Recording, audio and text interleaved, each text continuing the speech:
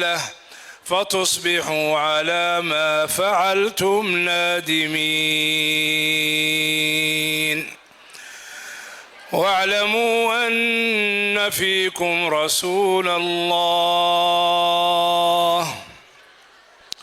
لو يطيعكم في كثير من الأمر لعنتم ولكن الله حبب إليكم الإيمان وزينه في قلوبكم وكره إليكم الكفر والفسوق والعصيان أولئك هم الراشدون فضلا من الله ونعمة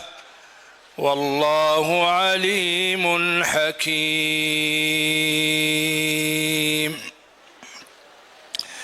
walaalayaal mawduuca maanta ama kelimada laga dalbay inaan ka hadlo waxa weeye qabyaaladda iyo raadka xun ay ku leedahay bulshada. raadka xun ay ku leedahay bulshada. marka insha Allah ta'ala waxaan u qaybin doonaa 3 kelimadood waan ku soo koobi doonaa marka aan kala ogaano qabiil iyo qabyaalad maxay kala yihiin. marka hore qabiil muxuu yahay, qabyaaladna maxay tahay? qabiil waa la isku gartaa, quraanku ku jira dadka ilaahay u kala qaybiyay qabiilooyin iyo ummado si loo kala garto. yaa ayuha الناس suuradan haddaan akhrinayna bay ku jirtaa يا أيها الناس إنا خلقناكم من ذكر وأنثى. آدنها أردن لبقف بكيم آدن هل قف بكيم آدم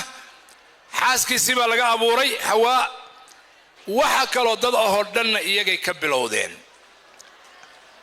مركا بني آدم كردن واسكو آب وولال واسكو آب واسكو هويو.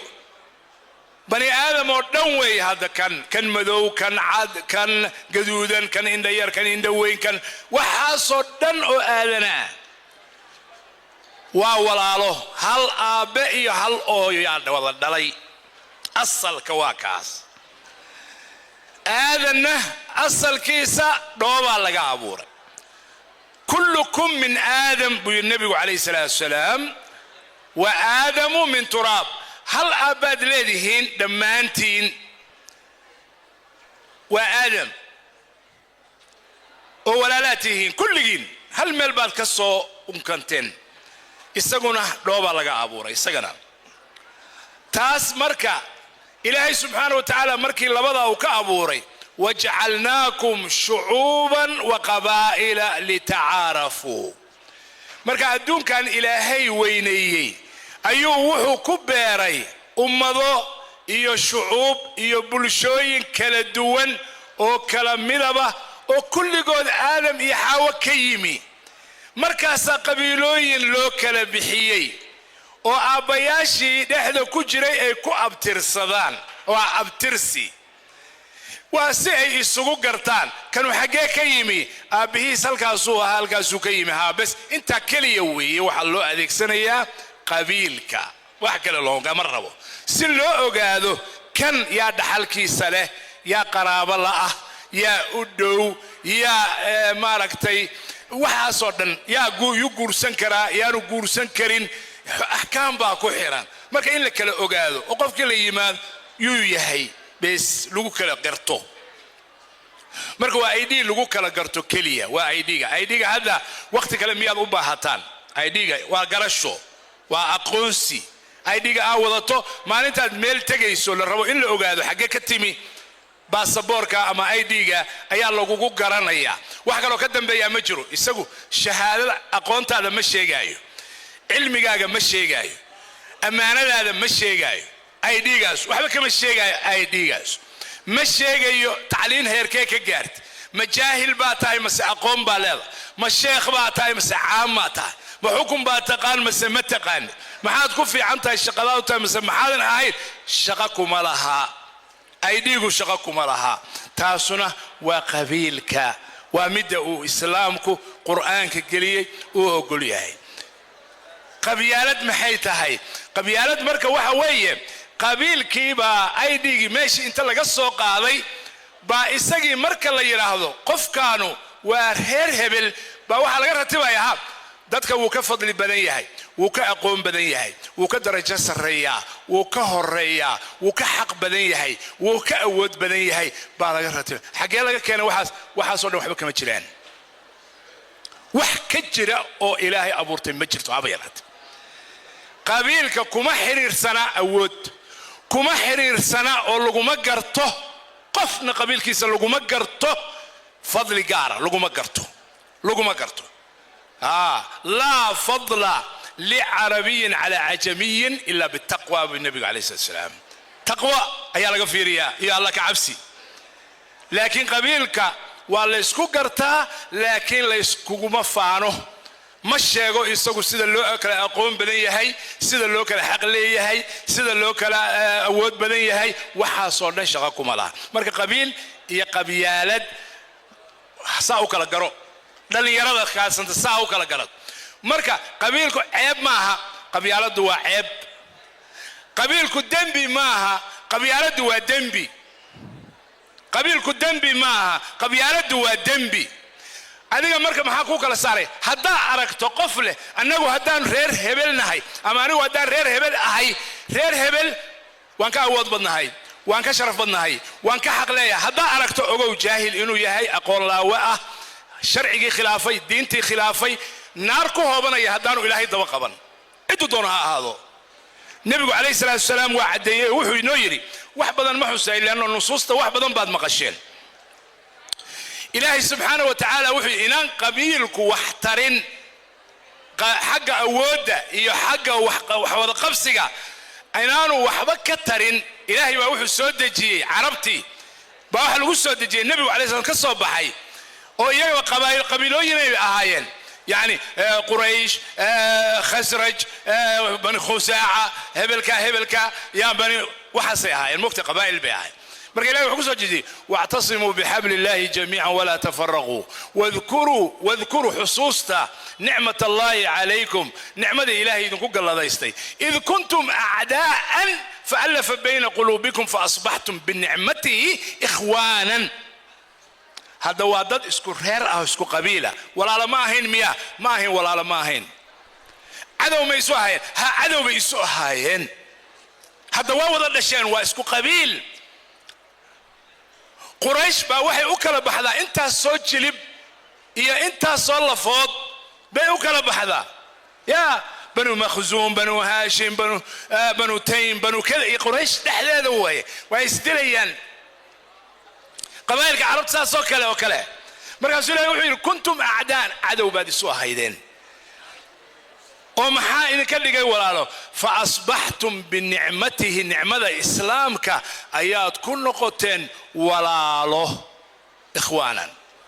مركز ولالتين نعمة إسلامك ويه ما قبيلك تاسك الرئيسة وحكو قد للنبي نبي يدي نبي نوح عليه السلام أيا ويلكيسي قال نقضي قال بون نقضي وأولكي ودلي ديجيسة إسقى كيمي دعان كيسة مركزا ويري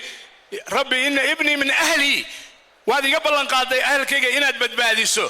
مركزا إلهي أصحى وحكويري إنه ليس من أهلك أهل كاجا معها أهل كاجا معها هدو دين تخلافه ولا الكاجا كل شيء أهل كاجا معها أهل كاجا معها ويل كاجا معها أهل كاجا ليري كل قبيل معها كل أهل معها إنه عمل غير صالح مركا هورتا وحان وقالينا مفهوم كقبيلة هي قبالية ساسي كلي قبيلة مركا انكهل لنا إحن واتن ما انت إنها يستا الصومالي دا واتن ما انت الصومالي دا عدو إساقدكتي إيجا أوهل كيا كنتم أعداء بإلهي سيدو آيدي السورية عربتي أوري ساسي reer hebel ula dagaalama reer hebel ula dagaalama reer hebel imisa dagaal baa maanta ka aloosan Soomaaliya idinka idin weydiina gobolkee baanu dagaal ka jirin حتى قبيلك كره أو اسكو قبيلك هوس بيسعنايان وإسدليان وأنا سيدا أي تهي قبيلة مركز لا تجو أو قبيلة دو أي نقطة إذا وحلو قيمة أو وحلو قياس محاكينا يا قبلية محاكينا دور قضبان وركا كير محاكينا وحاكينا هرت كو جهلي باكينا نمبا صحابية نين صحابية بانين كلا أو صحابية بو قبيلة أهان قدري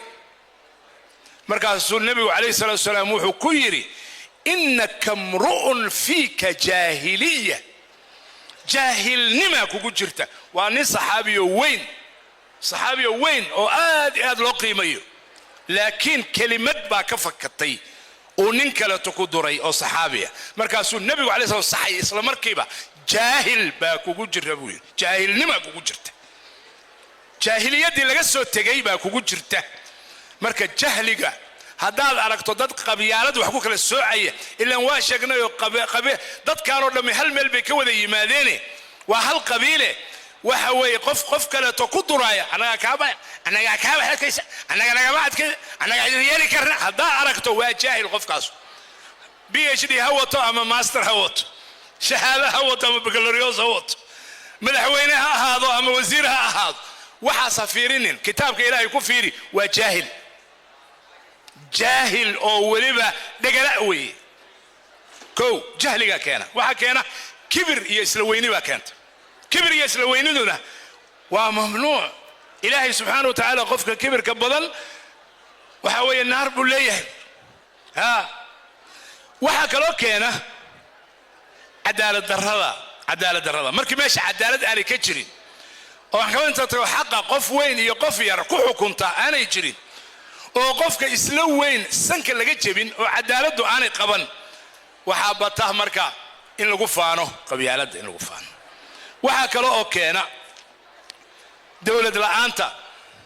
لأنتا وفير صديا سفي عن هذا الكيقو مغلا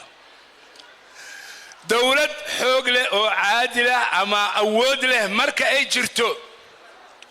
قبيالة ويراني ويشوقي محاضع ولا قبن وحكم بلغو سعودسين وصنكا لغا جبين waxa kale kamida fargelinta cadowga wuxuu rabaa inuu kala qaybiyo adinku reer hebel baatihiin reer hebel waxa sad leedihiin idina reer hebel baatihiin annaga idin la jirna idina reer hebel marka cadowga kala jabinaya fargelintiisa oo reer ula hadlaya iyaduna way keentaa qabyaaladii inay faafto sida hadda Soomaalidu dawladda cadow ah oo dariskooda oo waxa qarin meena Itoobiya hatta ka soo qaad ayay qabiil walba u dhuntaan kulligoodna hal meel bay isugu keentaan kana la hadasha wuxuu malayaa kaligeed inay caawinayso kaasoo oranaysa adan kula jirnaaye orod reer hebel ku duul haye uu baxaya kan kala soo galaya adiga ما هذين كان يدين لجرنا نقوى يدين لجرنا سكدعية هبل طورة هبل هذا هبل كله إلى يومنا بيسعوتا دولة دودي بيسومالي دو كبر بريسي يا شوف هذيك المقعية لك لبحر قبائل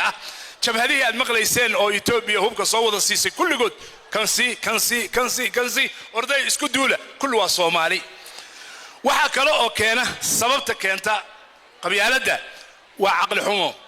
عقلك بني آدم كإلهي قليه وكو كرامية قال إيه مسلم بوكو كرامية لكن هدانو أذيك سن عقلك هدانو استعمال أو يراضو أو دنتيسي مصلحتيسي أنو كفكرين عقلك باكتك أو يراضو أو شوقة صومالي ما أنت وحن همنا عقلك يدو إنو يراضي أو مقيها يكر آذي ومقيها متشوقو عقلك السليم كاها متشوقو ومقيها انتي صبضان maxaa ka dhashay marka intaas markay isku tagtay waxa ka dhashay qabyaalad waxa ka dhashay cadaalad la'aan waxa ka dhashay dawlad la'aan waxa ka dhashay kibir isufaan isdilid dagaalo isgoogoyn isreeb ya iyo waxa ugu daran waxa ka dhashay dulinimo iyo adduunku inaanu aqoonsanay Soomaali su'aala idin weydiina yaa idin ku landheeraysan قبائلك واحد تقنا أنا لا إيه كان قبيلك إذن كل لاندير سنة إذن كنت ربضا هبه أو شنويل أو دلني يرضى وقفي عن أو قبيل كاسة انت ادونك جيو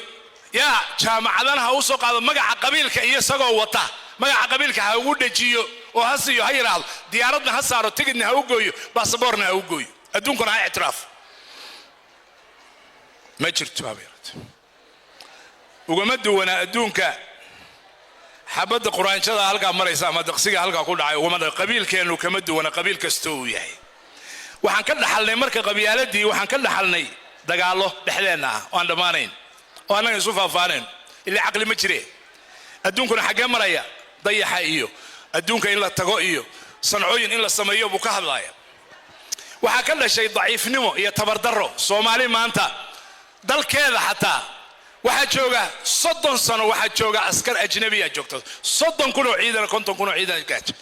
waa la soo galay Amerikaana soo galay waa baxay Ethiopiana soo galay kana baxay kana soo galay kana baxay iyagu maxay yihiin dadkan maxay yihiin meesha jooga 10 milyan 20 milyan waaye aawe maxay maxaa dhacay mar hore duloobeen mar hore gunoobeen mar hore waxay noqdeen hal qabiil oo la yiraahdo gun Soomaaliya hal qabiil baa ka jira kaliya ana idin sheegay hal qabiil oo laandheera baa ka jira oo la yiraahdo gun way Soomaaliya oo dhan waa gumowday qabiil ka weyn ma jiro hal qabiil ma jiro waxa idin sheegayaan magacyadooda waxba kama jiraan Soomaali hal qabiil ka jira ana idin sheegay gun baa la yiraahdaa gun qofka aan amarkiisa dalkiisa ku lahayn gun weeye qofka aan dhulkiisa xor u ahayn gun weeye qofka aan xuduudiisa ilaashan karin gun weeye gurigiisa ilaashan karin qofka aan badiisa ilaashan karin gun weeye qofka aan cuntadiisa la soo bixi karin gun weeye qofka haruurka bakhaarada Mareykan iyo Yurub ku qaayisay loo qaybiyo gun weeye gun halka qabiil kaliya ka jira Soomaaliya maanta waxba kala faarfaarin ma dhaxdiina haddaan rabtaan gunay isugu faana gun baatiin cidina aqoonsan ma leh adduunka maanta ma maqashaan wadan walba China dadka ugu badan iyo India ayaa ugu badan ugu tiro badan qabiil ma maqashaan qabiil ma ka maqashaan ma taqaanaan qabiiladooda ma kala taqaanaan Mareykan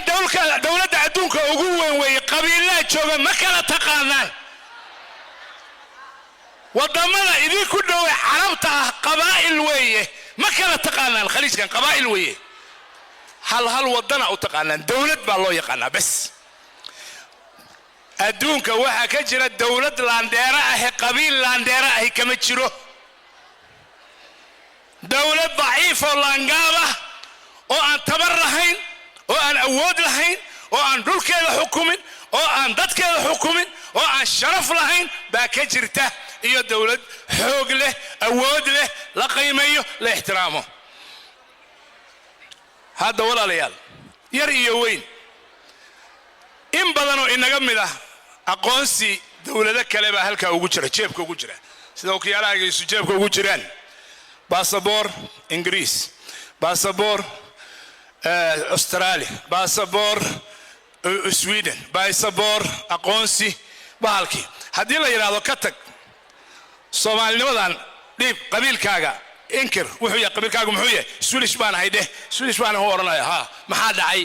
wuxuu rabaa aqoonsiga magaca aqoonsigiis qabaa'il ma Soomaaliya waa kan maanta inagi qabiil baan isu dilnay qabaa'il baan sheeganaynaa waxaan isugu faanaynaa gobol hebel iyo laandheeraan nahay waa isdilaynaa bannaankana hal qabiil baan noqonaynaa hal qabiil oo gun la yiraahdo markaas aan waxaan gunta sheeganaan wax kale ma sheegan karno wax kale ma noqon karno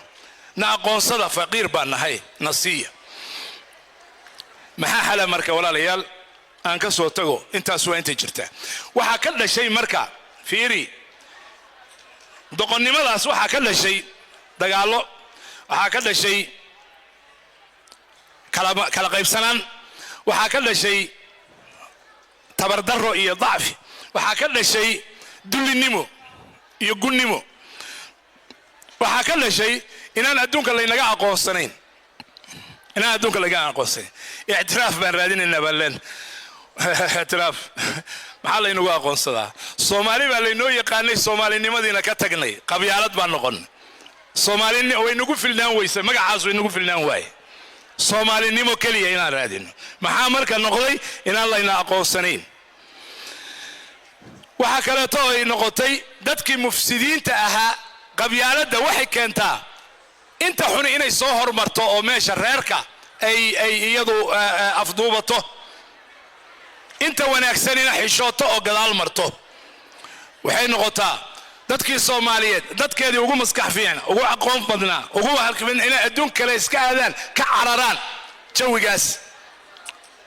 bay'adaas xun oo aan qiimeynayn ilaa meeshii lama qiimeynayo aqoon lama qiimeynayo waay aragnimo lama qiimeynayo dadnimo lama qiimeynayo khibrad lama qiimeynayo cilmi lama qiimeynayo maxaa la qiimeynayaa reer hebel iyo reer hebel iyo reer hebel iyo reer hebel kaliya reer hebel iyo reer hebel kaliyana de kuwa liitaha soo gali kara malaga saari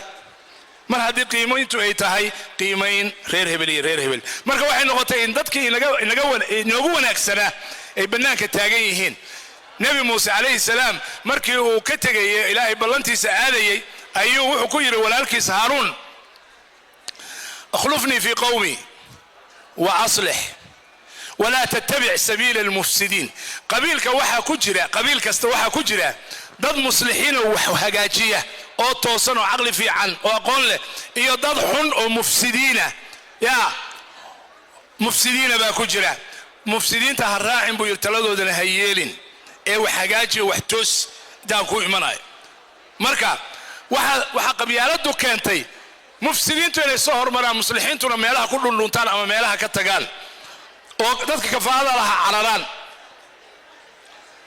halku wuxuu yahay dhalinyaro dadka meeshan fadhiya dhalinyaro u badan yihiin dhalinyaro u badan tihiin suntaas in baabi'isay waa sunta in dumisay qarannimadeena dumisay dadnimadeena dumisay waxba laguma keenayo hadda marka halka ka tagtaan baa halka reer hebel halka ku shiraaya reer hebel halka ku shiraaya reer hebel halka ku shiraaya reer hebelna halka ku shiraayaan shirku dib malaha reer hebel waa dad qaraaba inay isu yimaadaan sharcigu ma diidana laakiin waxaad weydiisaa maxaa la isugu imanayaa haddii lagu yiraahdo reer hebel iska dhicinayna reer hebel iska doonayna reer hebel iska yeelayna waxaasaan laga maqan kana laga maqan ha tagina gooy waxaad haysaan malaha dheh ka qayb gelin gooya ha taginina shirarkooda odayaal iyo siyaasiyiin mufsidiin ah ha dhageysanina warkooda ilaahay raali geliya qalbigiina ka nadiifiya cudurka inta kaliya baa shaqa ah bas ha ka qayb gelin adiga nabiga alayhi salaam wuxuu yiri hadii munkar yimaado see loo bedelaa gacanta qofkii ku bedeli kara gacantu ku bedelaa afka qofkii ku bedeli kara afku ku bedelaa war waxaan hala joojiyo madka qabyaalad kama qayb geliyay kaale reer hebel ku duulna yaa finance garaya dagaalada hadda socda oo gobolladeena ka wada socda meel kasta ka socda yaa finance garanaya yaa maalgelinaya ilaa iyo America ilaa iyo Europe dad fadhiya iyo dad meelahan dibadaha jooga iyo kuwa jooga ba finance garanaya oo reer hebel ahaan ku finance garanaya maxaa finance garanaysa adigoo jooga Mareykan adigoo jooga Nairobi miyaa dilka ka dhaca gobol kamida gobollada Soomaaliya dhigiisa ilaahay yoom qiyaam lagu qabsanaya makaasaad ka mas'uul noqonaysa miskiyo gabar yahay makaasa qaadi kartaa ma dhiigaasaad qaadi kartaa ha ugu alalaasaysaa ugu buraanburaysaa reer hebel ha u alalaas ha taageeri marka waxa weeye afkaaga ku bedel haddaan afka ku bedeli karin qalbigaaga ku inkir وذلك أضعف الإيمان وحاوغو ير وحاوي كتك نع بس هدانا أفكار كهل كرين قعنتنا كقبن كرين تاسي كوبا بأيسا تاسانا صومالي والالتنمو كنتم إخوانا فأصبحتم بنعمتي إخوانا إلى أن أسغن مادنو أيوم بان كبت بادينا صومالي بدبادك أمدنا وحا استغلال سنة وحا هورينيا هذا سياسي بين عليه أو ربينو أورك كوكاسدو قبيلنا وحبه مقبته وحذر كيسا لباتن بقول وماركتي وحماسيسن ورهاد محو كوقبتي محو يدين قبتي حتى قبيلك محو قبتي وحبا marka bas reer hebel buu idinkugu awrkacsanaya waa inaan marka arrintaas ka toobad keenno dhalinyarada ababiyo xoolaha lagu bixinayo la joojiyo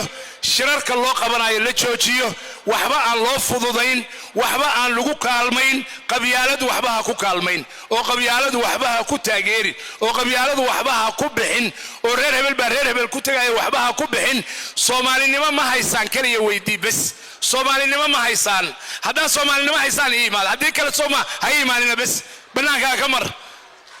banaanka ka mar hal qabiil un bayna deeqa oo Soomaali taas ay sharaf ku yeelanayna qabaa'ilka oo dhan marka qabiilooyinku waxay sharaf ku yeelanayaan Soomaalinimada iyo wadajirka iyo walaaltinimada iyo walaaltinimada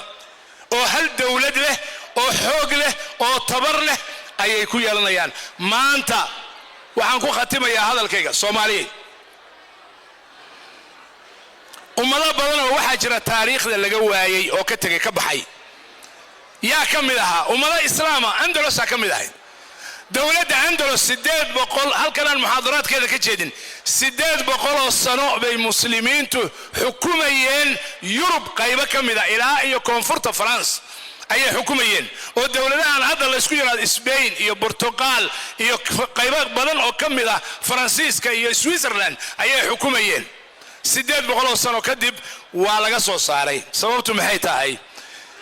sida hadda aad isugu khilaafteen qabiilooyin iyo dawlad goboleedyo yar yar oo daciifa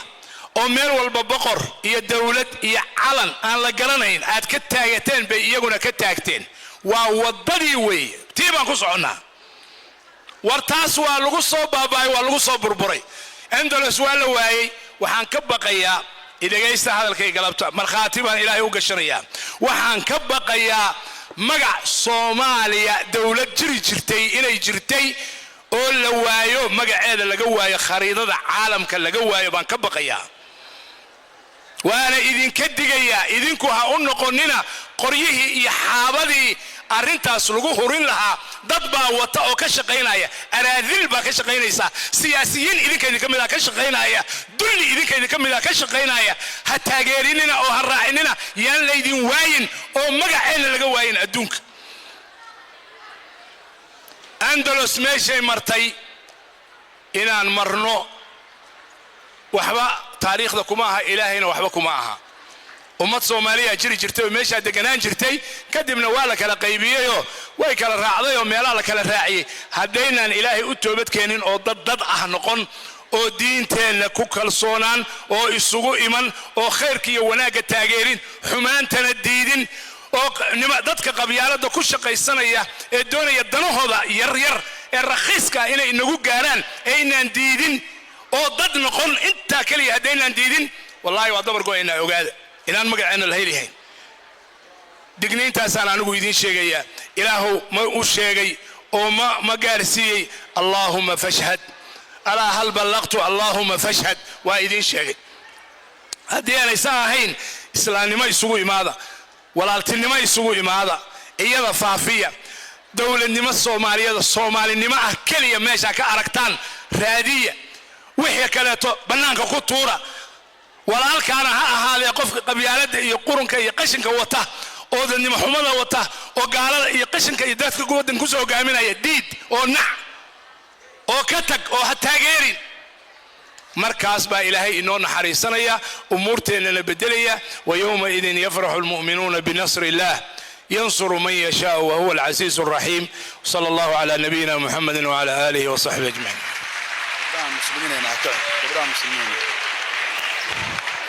جزاه الله الخير خير الجزاء إلهي كعب المريو شيخ محمد إدريس كلمة داس يوعي قاس ينوسو جيدي ومدن الله كأنفعه والشيخ مكبل لنقادين شيخ مكبل لنقادين شيخ بلانتو وعي ينسي على قبل لنقاد أساسا هلو في إن شاء الله تعالى ومد انت أنا بدلي كرته لا وقف في 6 قفا بدلي كرته إن شاء الله تعالى